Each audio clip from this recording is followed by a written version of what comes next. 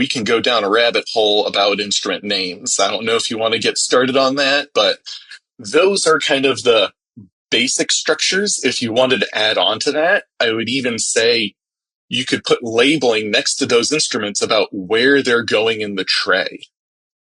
Generally, a lot of count sheets I see start with stringers, and then they go into the bottom tray, whether that's multi-level or just one level.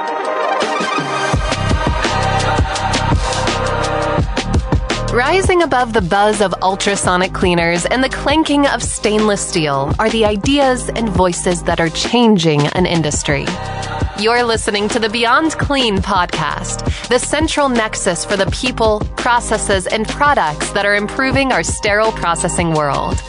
Each week, we speak with frontline technicians, CEOs, engineers, and entrepreneurs with a common goal: to help you fight dirty, every instrument, every time. Whether you're tuning in for education or inspiration, we're glad you did. Now turn on those washers and turn up the volume. It's time to go beyond clean.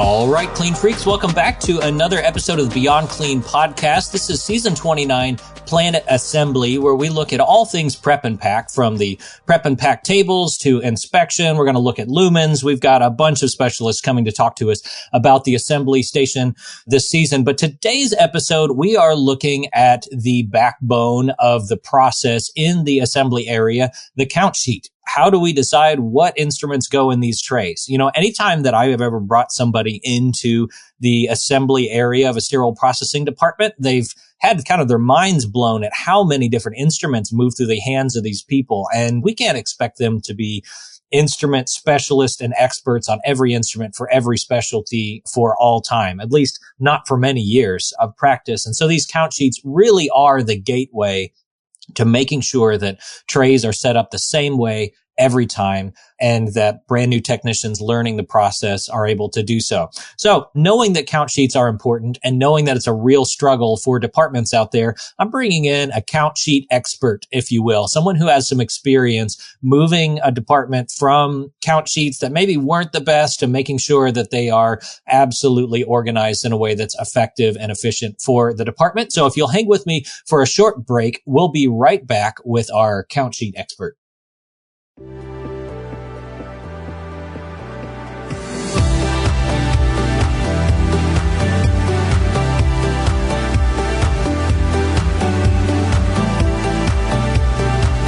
From the studios of Healthcare HQ, you're listening to Beyond Clean, the global voice of sterile processing.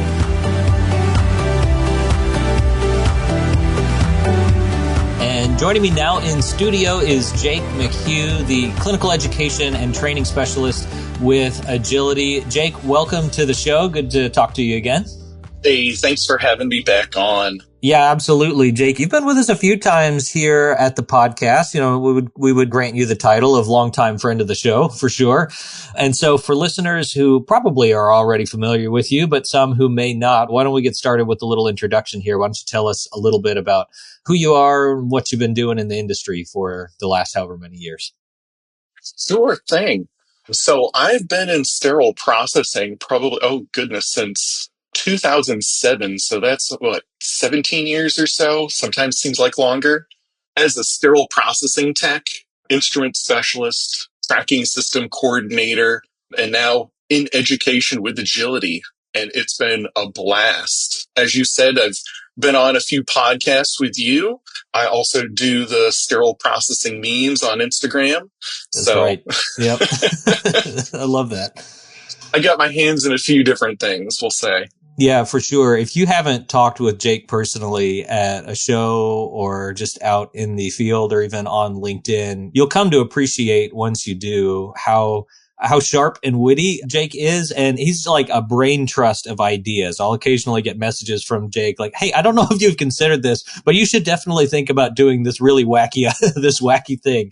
And so definitely connect with Jake there. And the memes are definitely a good time. Jake, in our last conversation that we had about podcast ideas, when I was thinking through the season that we're doing, season 29 on assembly, I was remembering your background as an instrument coordinator and instrument specialist building count sheets. Count sheets are such a central part of that assembly process, prep and pack, and really what success looks like. So I'd love to talk with you some today about your opinions on really how count sheets can make or break a workflow there in the assembly area. So if you don't mind to get us started here from the top, talk us through what is a count sheet, how are we interfacing with that, and what role does it play in the assembly process? Uh, so count sheets are a required tool in the department. They're basically instructions on assembling your trays as you're going through, inspecting them, getting them ready for sterilization. And they can be very detailed to the point of long listed items, notes, ins and outs. They can also be kind of vague. It all depends on how much effort is put into them. Sometimes that can be good. Sometimes that can be bad. And anywhere from a manual process, whether that's somebody's working on Excel or Word on their computer, making photocopies, or you have a full all-out tracking system in your department. Yeah, I've worked with the whole gamut of that spectrum, from the binder of photocopies or the file cabinet where you're pulling the paper copies out and checking through it with a pen, or having the tracking system that's just kind of the check boxes of what's in the count sheet, all the way to the implementation of the tracking system that's, got all the details, even, custom images of all of the items along the way. But yeah, that count sheet in sterile processing is the standard, is the guide, the recipe that's telling us what belongs in this tray. And it's kind of the backbone of what happens in the assembly area. Before we keep moving forward on count sheets, though, somebody might mean a different thing when they hear count sheet in the facility, maybe up in the OR. These count sheets, in addition to being used for counting items in SPD, also count items in the OR, right? So yeah, even the OR can have their own count sheets. It's rarer to have a separated count sheet out that, it's like two different departments using the same tools, but two different lists. But it can happen. And I would kind of want to guide people to trying to use one unified list. This way it creates less confusion if one gets updated and the other one doesn't, or two different groups are using different names. It can get out of hand, but I do see pros in it, because generally the count sheets in sterile processing are organized to assemble, where the count sheets in the OR may be organized for use. Right, because they're counting items after the procedure's over, making sure they didn't leave a retractor in an open belly or something like that. And so they want to be able to quickly count through how many hemostats they have. They don't necessarily care if it's a Coker or a Cryle or a Kelly. They just want to know how many of them are on there. So yeah, counting happening in both places, but we got to have good count sheets in sterile processing. So we were talking on a previous episode, Jake, last week about efficiency and quality in sterile processing, and some of the things that can go into making a department really efficient. And count sheets are certainly at the center of that conversation. Like, a bad count sheet can make your life pretty miserable. I'm curious, do you remember what it was like the first time you worked with a really disorganized or outdated count sheet? What was that like for you? Well, I'm going to go back to my starting days where I worked at a place that did not have a tracking system. And I know that there are still places out there that don't have it. We had the little paper file system. You pull out a count sheet, and the listing would be somewhat vague terms. And it would say baby needle holder or long right angle. How long? Yeah. Longer than medium, Right. So how do you really know what you're looking for? But I will also say that possibly those types of systems can actually help techs get even better, because when you're assembling trays, you kind of have to learn those instruments by sight. Yeah, that can be valuable. I started my sterile processing career in a department with a very organized tracking system with a lot of effort that was put into having images in there, very carefully constructed catalog of substitutions and catalog numbers. And I worked there for a couple of years before I went to another department that also had a tracking system, but it was more of what you're describing. Everybody had access to make changes to the thing. So there were like, depending on what tray you were working on, in this tray, it might be called a Coker. The next one, it's going to be called an Ochsner. Like the naming between the instruments weren't the same. And even the order didn't make sense. We'd have a retractor, and then we'd have our cryals, and then we'd have a few pickups, and then we're coming back to scissors, and then another retractor. And it was just a nightmare trying to put it together. And it just felt like night and day in terms of efficiency. Like you were trying to run a race, but you were running it through like mousetrap glue. Like you just could not get through these trays. So yeah, I can totally resonate with what a pain in the neck that is. So I'm getting heartburn from that. Right. And so, yeah, it can totally be a mess. So that was one department you worked in. And then somewhere further down your career, you ended up in a department, right, where you were in kind of the instrument specialist role and were in charge of tending this garden of data of how to put count sheets together. So I know you have some thoughts about this. Like we don't want what we just described. So if you were building a count sheet brand new today, like what kinds of things would you put on there? Probably not long right angle. Definitely not. I mean, you're going to want, of course, how many of each item is going to be in there. So your counts, more or less. Definitely need your catalog number, your reference number, and manufacturer. You really want to be able to cross-reference what you're looking for if you don't know what it looks like, or to match it up. Then you're going to need your instrument name. And we can go down a rabbit hole about instrument names. I don't know if you want to get started on that, but those are kind of the basic structures. If you wanted to add on to that, I would even say you could put labeling next to those instruments about where they're going in the tray. Generally, a lot of count sheets I see start with stringers, and then they go into the bottom tray, whether that's multi-level or just one level. So that I'll bite on the instrument names piece of it, right? Because that's a discussion to have. You get calls from the OR and they want a sweetheart retractor. They're not calling you for a Harrington, or they want the mother-in-law laparoscopic instrument and not the tooth grasper. And so I'm curious, what are your thoughts on that in sterile processing? Should we adopt kind of these nicknames for instruments and put that into the count sheet? Or are you more of a fan of using the name that's given on the packaging when you order the thing from the manufacturer and trying to kind of reverse train your OR that this is what this thing is called? I mean, I'm going to go with that latter half of beating them into submission.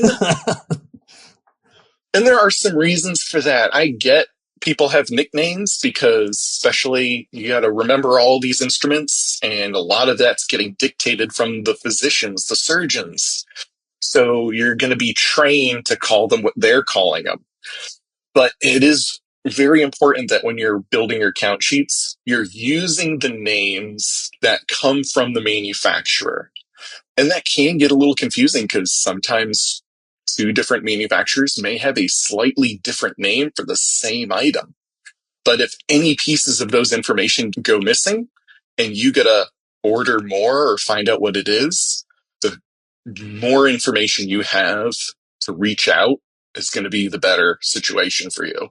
Yeah, I tend to agree. I think there is value if you've got a robust tracking system that will let you put some nicknames in, maybe a custom field or something, so that if you type in like, sweetheart retractor, it'll pull up, it's, it's talking about the Harrington or whatever method, whether there's a binder that has kind of, these are all the nicknames that the OR has called for in the past. So to not freak out the new guy, that can be helpful, but there is value in using that manufacturer name. On the topic of manufacturers, though, I mean, what department have you been in that has one standard manufacturer for all of their instruments in the department? It's almost always this hodgepodge when they change their mind every 2 years of what GPO contract we're going to use. So even with putting manufacturer numbers on count sheets, maybe you've got the Integra number, but you're looking at an Aesculap cryo in front of you and the numbers don't match. Like, how have you managed that catalog number problem? Because we've got so many different manufacturers in our spaghetti of instruments. Ugh, and I get it. Your hospitals switch contracts, but also not one manufacturer has absolutely everything. So there's always the mishmash. Now, to reconcile that, it is easier with an electronic tracking system, because generally if you have each of those instruments in the database, you can tie them together as substitutes so that you can click in, look at your substitutes. Is this one approved or not approved? With we'll say a written tracking system on Word or Excel, it's a little bit more challenging. And that's where your experienced techs are going to be able to step in, asking your coworkers if you're unsure, will this be okay to use? Or even call up to the OR to ask. Yeah, that makes sense. Okay. So we've got our manufacturer catalog number, quantity of how many, and an instrument name in there. Now, all of that shouldn't be breaking anybody's brain at this point. That's what we see when we come to the assembly station. I'm curious, though, if Jake was king for the day in sterile processing and building out count sheets from scratch, how would you decide on the layout of those count sheets? You referenced earlier, maybe in sterile processing, they're built in a way that is for assembly, or maybe the order that you put them together. So how would you group things on the count sheets to make it more efficient for building that tray? I mean, I'm sorry, I lost track when you started saying count sheet king for a day. Made me start dreaming. But yeah, so if I would go in and rebuild count sheets, I would probably start with listing out the stringer items, and I would build that count sheet on how that is supposed to be strung up. You know, short to long, curved to straight. You're trying to, as best you can, keep like items together, but you're also organizing it so those items aren't going to damage each other as best you can. With that, following, I would put the below tray. And again, I'm going to organize it on how you're building it. So I might have the bottom tray, if it's a multi-level tray, bottom first, then it's the, second level above that, followed by the next one. And you could actually put notes on the count sheet of saying, it's like, all of these are in the bottom level. These are in the next level. You might even want to organize it, whether that's, kind of the top of the tray to the bottom of the tray, left to right, or you can group them in caddies if you want to, if that's how the tray is set up. Yeah, I think that's helpful, thinking through the order in which they're going to come together. And that piece that you talked about on the stringer, I don't want to fly past that, because working in sterile processing, we're putting the instruments together. We don't get to usually walk along with those instruments and see them used, and see the surge tech on the back table trying to untangle these instruments that have all their tips stuck together. And it was an embarrassing number of years into my sterile processing career before anybody really looked at a stringer that I had put together and pointed out the way that I had some tips that were crossing, and the way that we had the count sheet built at that department that almost made you get instruments tangled up. So that thoughtfulness about keeping all the instruments running in the same direction, but not just that, also managing the lengths of instruments so that even the ones that are going in the same direction don't get the tips tangled up and damaged and difficult to get off the stringer in the OR, can be really important. And so, yeah, even more so than just training people to keep them in the right direction. Sometimes the count sheet is guiding people to have to fail at how they put their stringer together. So I appreciate that call out. All right, so we've got our layout for our count sheet that's, maybe structured bottom to top. Maybe you've got the heavy retractor stuff first and you're kind of working towards the lighter things as they get to put together. You can even have some instructions on there. These go in the bottom tray, put these in this tip protector, and so on to get the tray built ideally the same way every time, every technician doing it the same way. I think that's really valuable. There's also an inventory discussion to be had here about managing count sheets and the way that we write the names. We got into a little bit of, do we use nicknames or not? But even if you decide we're going to use regular names, like for the 6-inch curved cryle, on one count sheet, it might say 6-inch curved cryle. On another, it might say cryle 6-inch, the curved one. So is there any value in standardizing the order in which all of the descriptors of an instrument show up on that count sheet? You are following right where I wanted to talk to next. So yes, naming descriptions are a big part. And it's great to have an organized process that's going to follow through all of your count sheets and building that standard. So what I've always used are that the names start with kind of the most generic term for the instrument. And then each part of that name goes down to a more specific, or the one that's going to be a little bit more variable. And for an example, like you talked about that 6 or 5.5-inch hemostat. So mine would be clamp, comma, hemostat, comma, cryle, comma, curved, comma, 5.5. In some places, you might see the length and the curve kind of switched, but the goal is to try and make it across all of your count sheets as similar as it can be. And now, how that kind of helps is when you look at your count sheet, you kind of see all the clamps in a group or all the needle holders. And then you're going to see the differentiating factors on the right. So it's like it makes it a little easier to read. Yeah, I agree with you, Jake. I also can hear the groanings of OR personnel who are listening to this saying this looks impossible to read clamp, comma, hemostat, comma, cryle, comma, 5.5, comma, curved or whatever. And so I want to give you an opportunity to try to win those folks over. Why would committing to that method of writing it out on the count sheet really help the department? And why is it worth getting used to having it that way instead of writing it the way we've always done it, which might say 5.5-inch curved cryle?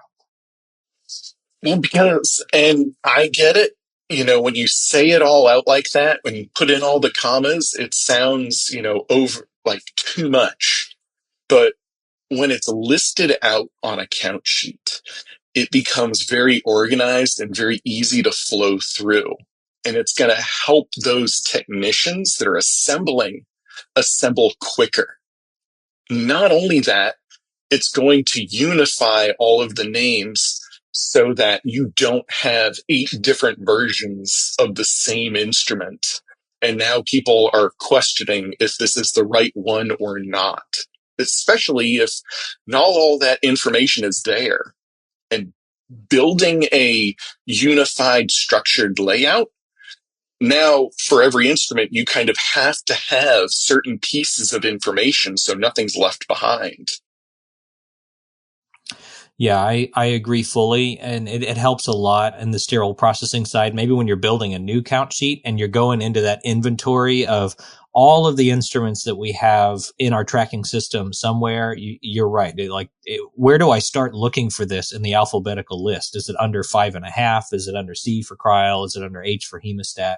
And to your point earlier, there's probably an entry for all of those. And so cleaning that up and having a clean inventory of what do we actually have in order is really helpful and powerful. All right. So we've got our descriptions in place. We've got the ideal layout set up on our count sheet. And you have some personal experience working with tracking systems and count sheets that aren't that way.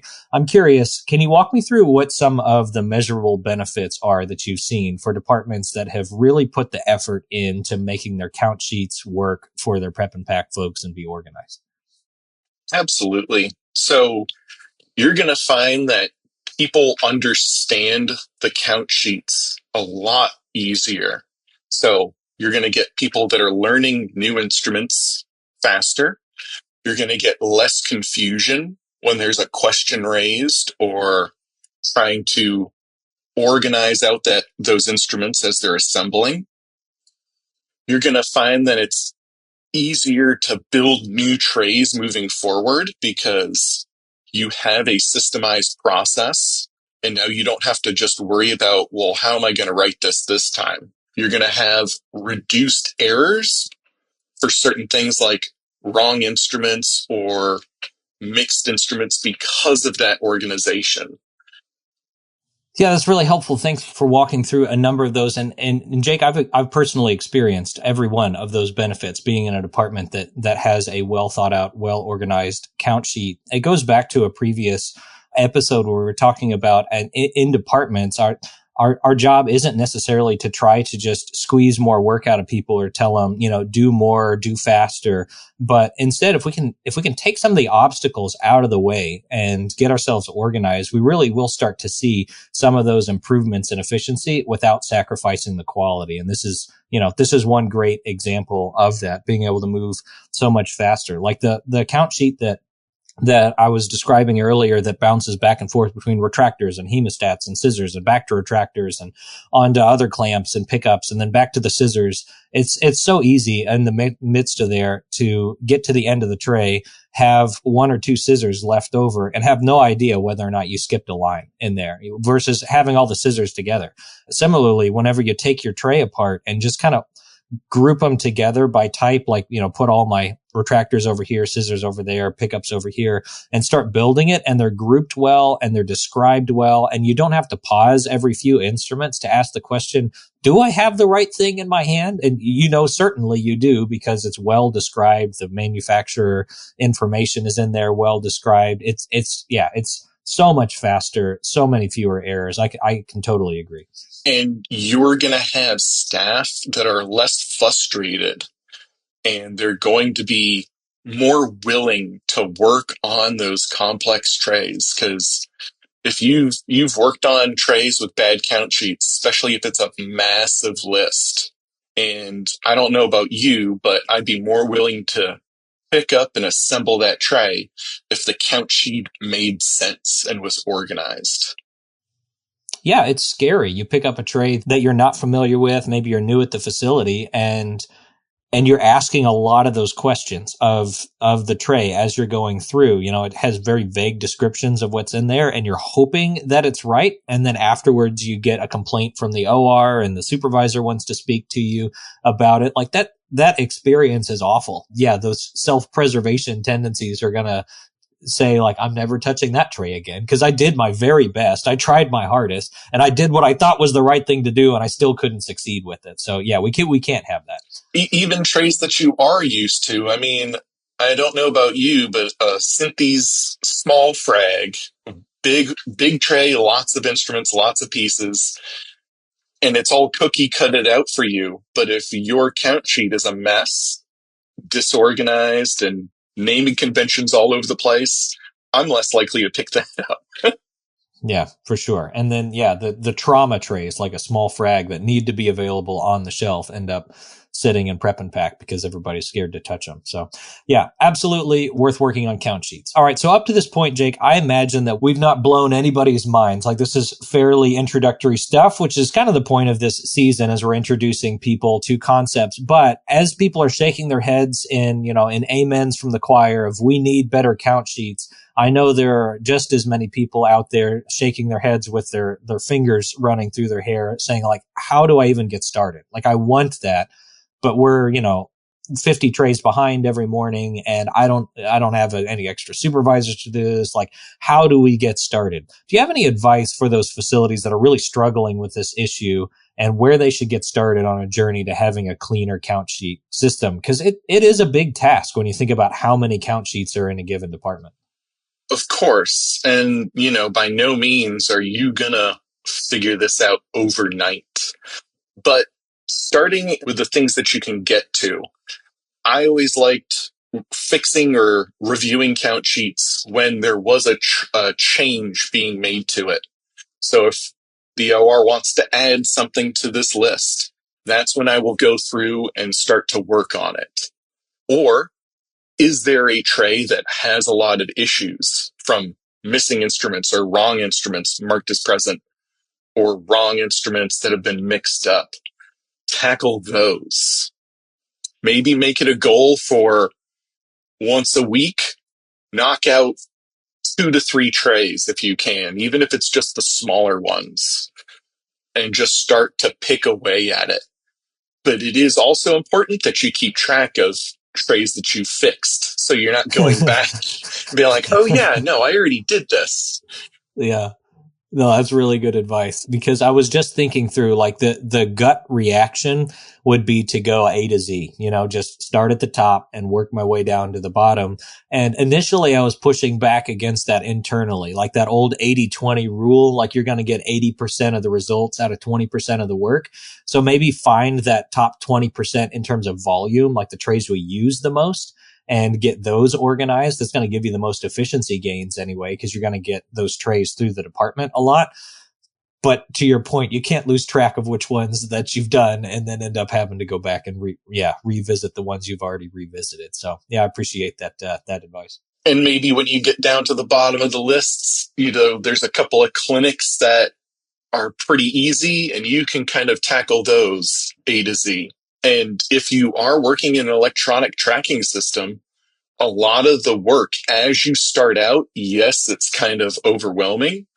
But once you start getting through it, a lot of those repeat instruments that start showing up again, you've already fixed them. So you might just be able to pull it out of the tracking system and it pops right in there. Or if it's the same instrument that you've been able to change, it may already update itself. So the more you kind of add in, the less work you have to do later on. Yeah, I would agree. Great conversation to have, Jake. Thanks for walking us through count sheets and what the value is to the department. I hope that our listeners out there who are struggling with this and wondering if it's really worth embarking on are starting to get a picture of the value and would maybe make some steps in that direction. I also recognize that having this conversation over an audio show is maybe not the most ideal format, talking through like what an ideal count sheet might look like, how it might be structured, what all of, the arrangement of the commas would be ideal and why. And I think you've done as good of a job as a guest could do as painting a mental picture. But Jake, if somebody wanted to reach out to you to continue that conversation or ask your advice about a count sheet, what would be the best way for somebody to get in touch with you? Well, you can find me on LinkedIn. I'm always, reaching out to people, or I reply as soon as possible. So if they wanted to look me up there, that's probably the best way to go. Or they can get me through my email. It's jake.mchugh@agilityhealth.com. Love that. Well, Jake, thanks again for coming on the show. I appreciate you sharing some of your insights with us, and I certainly enjoyed it. Always good talking with you. Always fun to be here. Thanks for having me.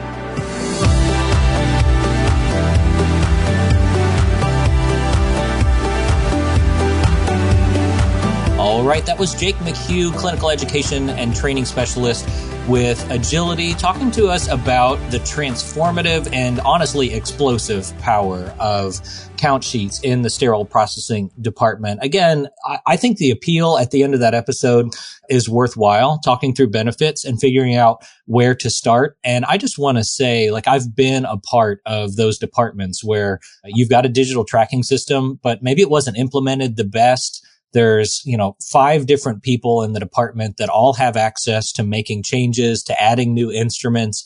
And that's just a recipe for disaster in many respects. And so one thing that we didn't get to in the show would be figuring out who's going to be your champion of this project and really try to drill down the responsibility for managing the garden of your count sheets and pulling the weeds down to 1 or 2 people who all agree or that we're going to do it this one particular way.